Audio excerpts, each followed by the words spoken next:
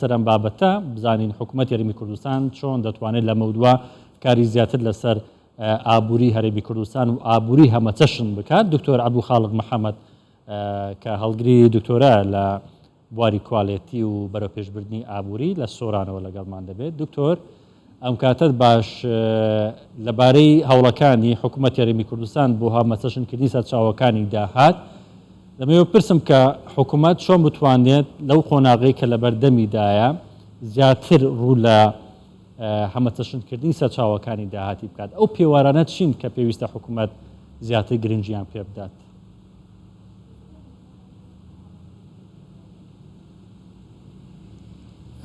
زۆر سپاس. لە پێشەچی دەدەمەی ئەوە باز بکەم کەوا چەند زۆرێک داهات هەیە.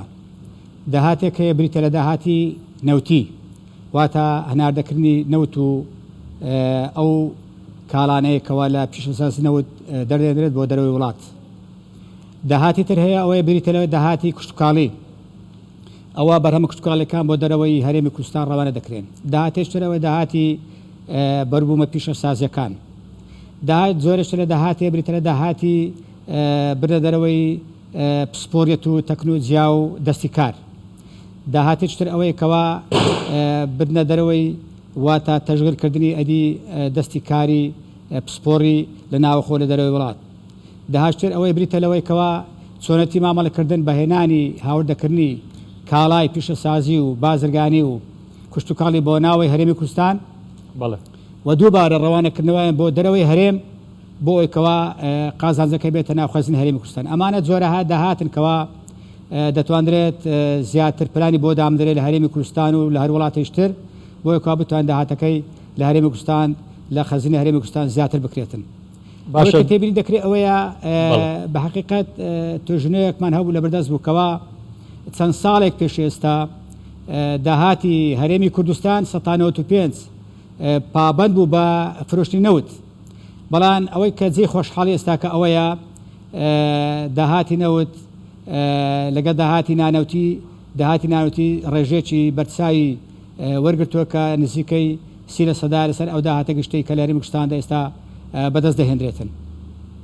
بەڵێ دکتۆر، لەبارەی ئەو هەنگاوانەی کەوا حکوومەت هەرێمی کوردستان ناوێتی بۆ هەمەچەشنکردنی سەرچاوەکانی داهات، یعنی لە ماوەیەکی کەمدا ئێستا ئێمە لە داهاتی ناوەخۆ 30% هەیە.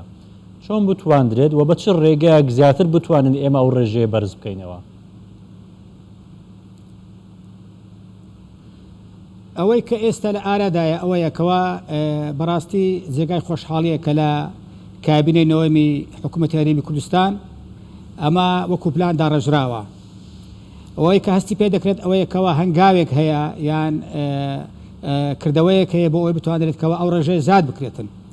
ئەو هەنگاوە گرنگانە کە پێویستن پەیڕۆ بکرێبری تێلاوانی کەوا بتوانرێت لەگەڵ دەستگا پەیوەندیدارەکان وەکو ژووری بازرگانیە، وەزارەتی پیشەسازی، وەزارەتی کشتتوکاڵە، ئەم هەنگاوە بکرێتە سیستیماتیک لەگەڵ ئەو چاوگانەی کە لە دەرەوەی هەرێمی کوردستان دەتوانن کاڵەکانی هەرێمی کوردستان وەرەگرن و بکڕن. لەوانش ئەوەی کە لە دەورەی هەرێمی کوردستانە بریتە لە دەرەوەی عێراق و لە دەرەوەی هەرێمی کوردستان شارەکانی هەرێمی کوردستان. بۆی ئێستا کە دەبینین بە سیستیماتیکردنی ئەو بابەتە هەنگاوێکە بۆ ئەوەی کەوا بتوانرێت ڕێژەی ئەو سەتاسیە زیاد بکرێت. هەنگاوی دووەم ئەوەی کەوا ئێمە بتوانین ئەو داهاتە نانوتیانە پۆڵێن بکەین، بە جۆرە ئەو پۆڵێکردنانە ڕێژان دەرینین و هەر سێکتەرێک لەو سێکتەرانە هەوڵی بۆ بدرێت و پلانی بۆ دامدرێت بۆی زیاد بکرێت.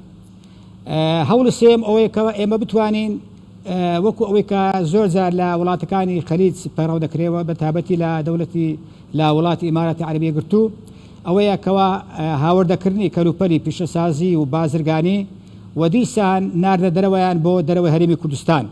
ئەمەوە دەکاکەوە قازانجەکەی یان قازانجی داهاتیەوەی کەوا دەخلی سافی پێدەگوترێت ئەوە بۆ خەزینە هەرێمی کوردستان بگەڕێت. ئەم هەنگاوانە دکتۆر لەبارەی گرنگجیدانی حکوومەت بە سێکتەرەکان بە تایبەتی سێکتەری بازرگانی و کشتتوکاڵ و گەشتیاری ئەمە کاری لەسەرکراوە هەم لە ڕووی وەبەرهێنانەوە هەمیش لە ڕووی ئەو پاڵپشتیانەی کە حکوومەت دەیکا. یعنی چۆن بتوانین لە ڕێگەی کشتتوکاڵەوە ئێمە بەرهەمی خۆماڵی هەناردەی بازاڕەکان بکەین و بتوانین لەولاوە داهات بهێننەوە هەرێمی کوردستان ئەو ڕێکارانە چی بن؟ بە بۆچینی من زیاتر گرنگی بدەین بە پیشەسازی کوشتتوکاڵی. پیشەسازی کوشتتوکاڵی چیە؟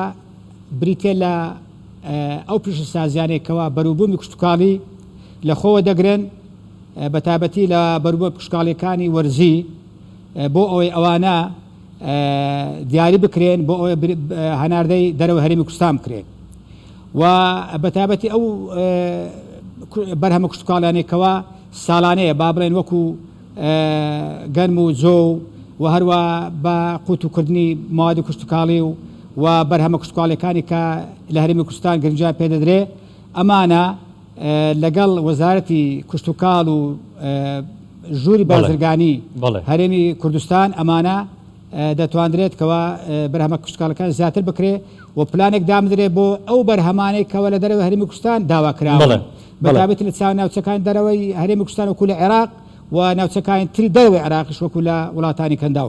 بەڵێ دکتۆر ئێستا هەوڵێکی زۆر هەیە لەلایەن وڵاتانی نەوت فرۆش بە تایبەتی لە کەنداو ئێستا سعودیا، ئیمارات، بەحرێن، قەتار کە گەورە وڵاتی بەرەمهێنەری نەوت و هەنەرەکاری نەوت و گازن، بەڵام ئەوان دایانەوێت پشت لە نەوت بکەن و سەرچاوەکانی داهاتیان زیاد بکەن بە تایبەتی لە کەرتی گەشتیاری و کوشتتوکاڵ و بازرگانی لە هەرێمی کوردستان بە هەمان شێوە بیرلەوە دەکرێتەوە کە هەمەچەشم بکرێت داهاتەکان.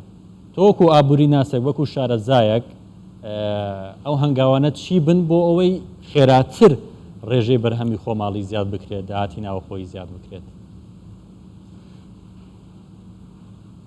بەڵێ خۆی ئەوەی کە تێبیری دەکرێت وڵاتانی کەنداو بە شێوەیەکی گشتی ڕێژەکەیان زۆر بچووکەکەوە اعتیماد دەکەنە سەر داهاتی نانەوتی لەوانەیە ڕێژەکەی لە 4 هەتا 5 لە سەدا بێتن ماوەکەی تر ئەوەیە اعتیماد دەکەنە سەر داهاتی نەوتەکەیان کە ناردەی دەرەوە دەکەن.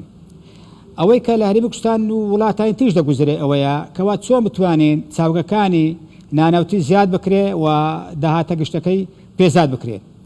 هەروەکو دیارە پلانێکی 5 ساڵەی داهاتوو دابڕژرێت و سێکتەرەکان پۆڵێن بکرێن بە تایبەتی لە بواری پیشەسازی کوشتتوکاڵی و چانی کوشتتوکاڵی و ئەمانە بکرێنە چاوگەیەک بۆ ئەوەی کەوا هەمانجەی تەواو لەگە وڵاتانی دەرەوەی عێراق بکرێت بۆ ئەوەی کەوا بەروبەکانی هەرێمی کوردستان کە خاچێکی بەپیتی هەیە و لەم چند ساڵی دواییدا لەم کابینەیە بەڕاستی توانراکەوە بەروبوومێکی ئەجگار زۆر بهێنرێتەکایەوە ئەمانە هەناردێ دەرەوە بکرێتن بۆیە بە تەسەووری من پۆلێنکردن و داڕشتنی پلانێکی بۆ ئەم سێکتەرانە دەبێتە هۆکاری ئەوەی کەوا بنێردن دەرەوە. دووەم گرنجدان بە پسپۆری کوشتتوکاڵی و کۆکردنەوەی ئەو کەسانی کەوا لەو بارەدا ئیش دەکەن گرنجیان پێ بدرێتن و قەرزی کوشتتوکاڵیان پێ بدرێت بۆ بتوانین کەوا پرۆژەکانی کوشتتوکاڵیان زیاتر پەر پێبسەن و درستی بکەن. بەڵێ زۆر سپاس دکتۆر عەبدولخالق محەممەد شارەزای ئابووری، سپاس کە لە